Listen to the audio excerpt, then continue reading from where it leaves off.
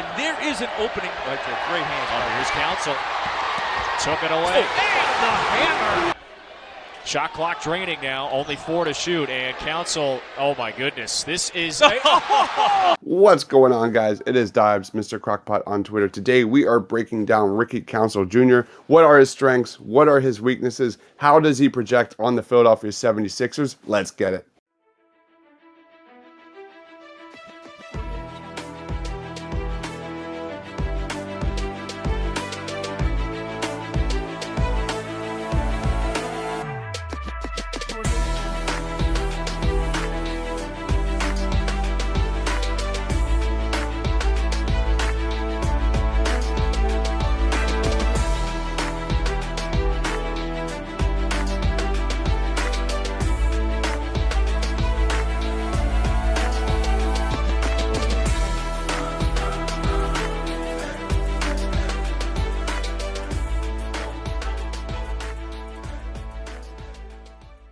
Ricky Council Jr. is a 6'6" junior from Arkansas with a 6'10" wingspan. He averaged just over 16 points per game last year. Despite Arkansas housing 3 other major NBA caliber prospects, it was Council Jr. who emerged as the team's leading scorer.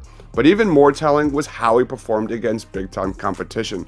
On the season, he averaged 24 points per game in 3 games against Big 12 teams, the same conference that touted 4 of the top 15 teams in the nation last year. What are his biggest strengths? Let's break it down. First strength for Ricky Council Jr. has to be his ability to attack the rim. One way to measure how relentless a player is at attacking the paint is to look at their free throw numbers, and Ricky Council's numbers are nothing to scoff at. He's clearly got a knack for seeking out physicality, which is something that I think will fit really well in Philadelphia. Council is crafty and creative while moving the ball around the air. His hang time and lack of fear as a driver allows him to draw fouls. He took 6.1 free throws per game this past season and made 55.7% of his attempts at the rim in half-court settings at Arkansas, a ridiculous number for someone who took this many difficult and contested shots and worked within the confines of a team that really lacked spacing. According to KenPom's database, Council Jr. finished in the 80th percentile in the conference in free throw rate. Let's take a further look at Ricky Council Jr. attacking the rim.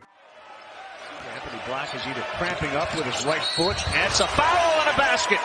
Ricky Council drilled it.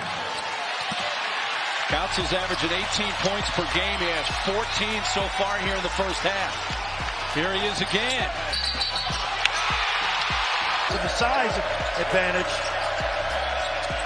Davis and Black trying to throw over the top.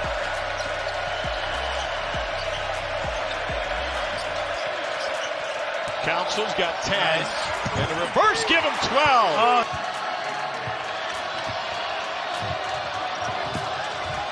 Council becomes the primary now.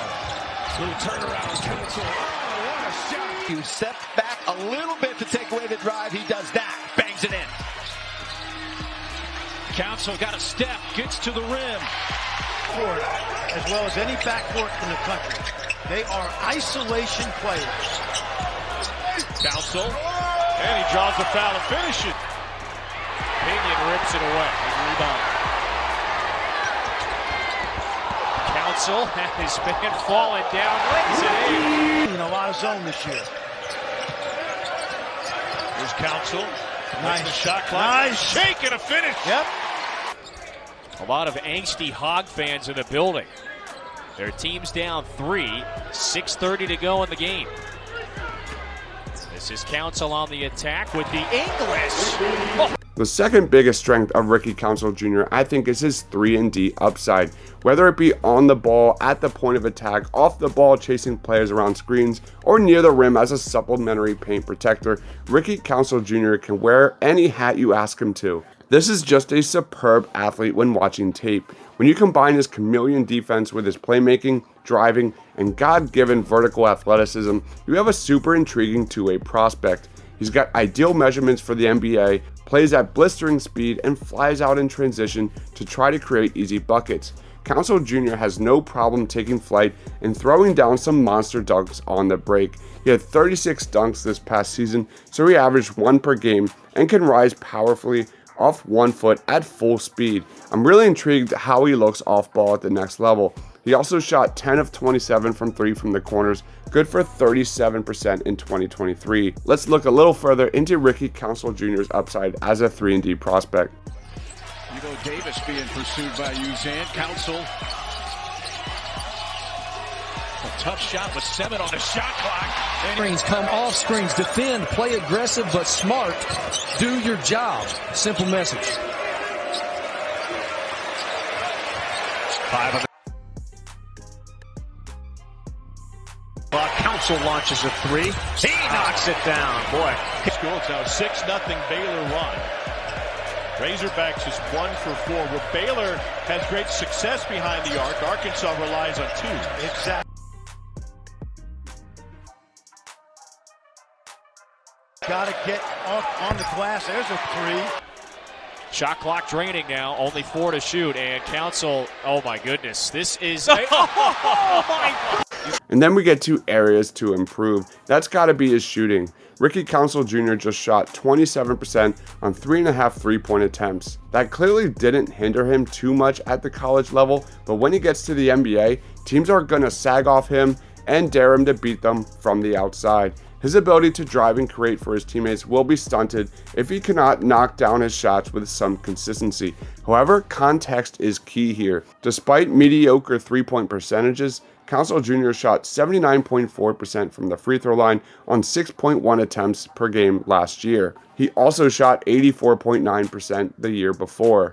This matters because free throw shooting is one of the more context-independent indicators of shooting that we have. Overall, it's not hard to see why Ricky Council Jr. is an appealing two-way candidate. He possesses eye-catching athleticism and a variety of scoring tools. Overall, I'm really happy about this addition for the Sixers and very excited to see him play in the Summer League. What are your thoughts on Ricky Council Jr.? Let us know down in that comment section below.